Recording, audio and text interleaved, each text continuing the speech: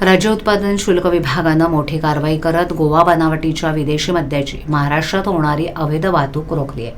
भिवंडी शहरातील कल्याण भिवंडी रोडवरील हॉटेल साई प्रेम समोर 28 फेब्रुवारीला पहाटे 5:30 वाजण्याच्या सुमारास सापळा रचून ही कारवाई करण्यात आली। डॉक्टर राजेश देशमुख आयुक्त राज्य उत्पादन शुल्क यांच्या निर्देशानुसार सहआयुक्त प्रसाद सुर्वे, विभागीय उपायुक्त प्रदीप पवार आणि अधीक्षक प्रवीण तांबे यांच्या मार्गदर्शनाखाली निरीक्षक एस खंडेराय आणि त्यांच्या पथकाने ही कारवाई केली। या टेम्पोची झडती घेतली असता त्यामध्ये 361 बॉक्स गोवा बनावटीचं विदेशी मद्य आणि बियर सापडले। शिवाय 362 बॉक्स सॅनिटरी नॅपकिन्स देखील आढळून आलेत।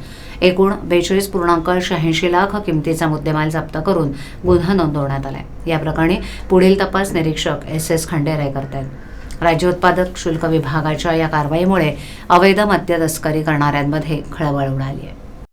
मोठा मद्यसाठा अवैधरित्या जो तस्करी केली जाते तो पकडलेला आहे। काय मूळ उद्देश होता?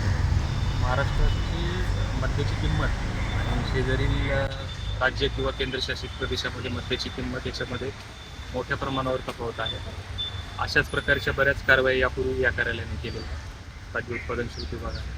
आणि होळीच्या पार्श्वभूमीवरती आम्हाला अशी माहिती मिळाली की अशी तस्करी होण्याची शक्यता आहे आणि संशयित वाहनाची आमचे निरीक्षक आणि निरीक्षक भिवंडी आणि त्यांच्या स्टाफने तपासणी केली असता त्याच्यामध्ये आढळून आलं की सॅनिटरी नॅपकिनच्या आडून गोवा राज्यामध्ये बनलेली, गोवा राज्यामध्ये विकण्यासाठी बनवलेली आणि महाराष्ट्रामध्ये प्रतिबंधित असलेली विविध ब्रँडची, अगदी त्याच्यामध्ये VAT 69 पासून DSP ब्लॅक अशा सर्व, काही बियर पण आहे, अशा सर्व प्रकारची मद्य जवळपास 361 बॉक्सेस आम्हाला ह्या वाहनामध्ये आढळून आले आणि हे भिवंडी कल्याण रोडवरती हे वाहन आम्हाला आढळून आले आणि ते जप्त केलं आणि त्यानंतर पुढचा तपास आमचे निरीक्षक करतात।